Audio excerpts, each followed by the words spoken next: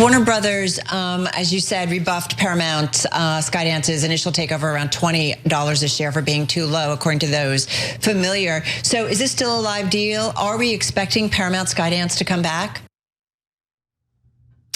Well, it looks like Larry Ellison and his son David Ellison are still on a mission to take over the media in general. And this is on the heels of David Ellison's merger with Paramount Skydance. And so we'll see how it plays out. But it looks like David Ellison is now looking to acquire Warner Brothers.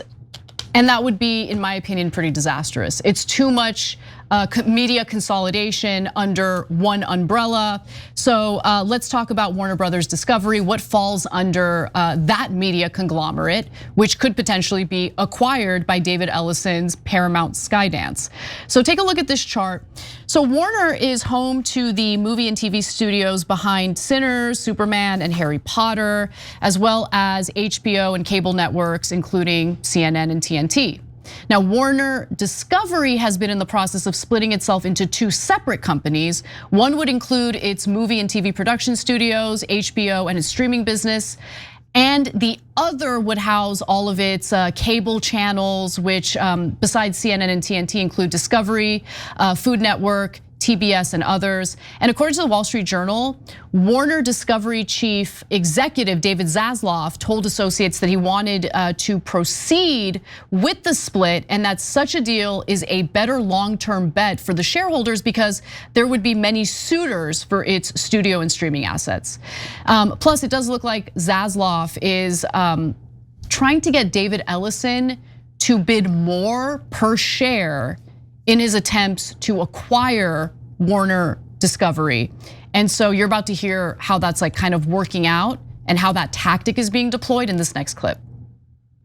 We had a Bloomberg report suggesting that Paramount made a $20 per share offer, which was rejected. There were multiple reports this morning suggested that Paramount actually made several bids for Warner Brothers Discovery, all higher than that reported $20 price.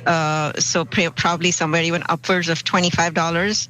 But again, those were rejected. So this is basically, really kind of forcing Paramount's hand to raise their price pretty significantly. We know it's been reported that, David Zaslav is seeking something like $40 per share for all of the company.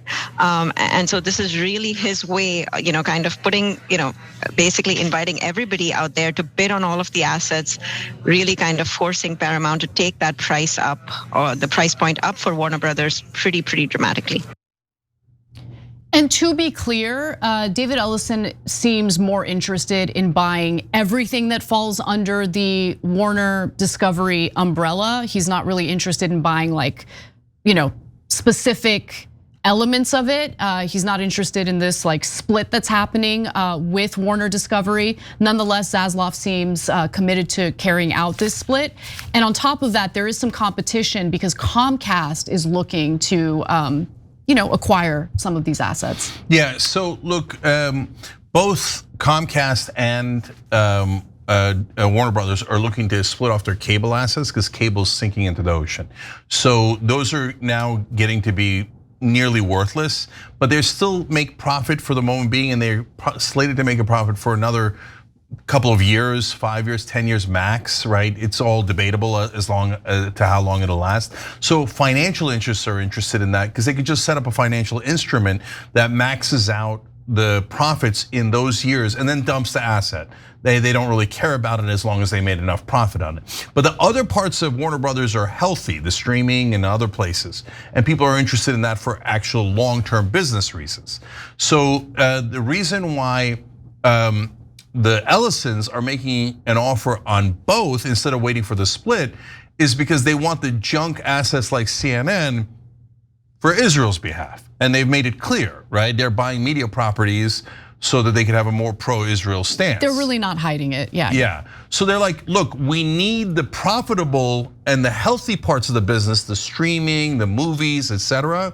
But we also want the junk part that you're trying to throw away because that's got the news that we want to influence on behalf of a foreign government. So that's why they're going around buying CBS, CNN, TikTok, etc. Every time you ring the bell below, an angel gets his wings. Totally not true, but it does keep you updated on our live shows.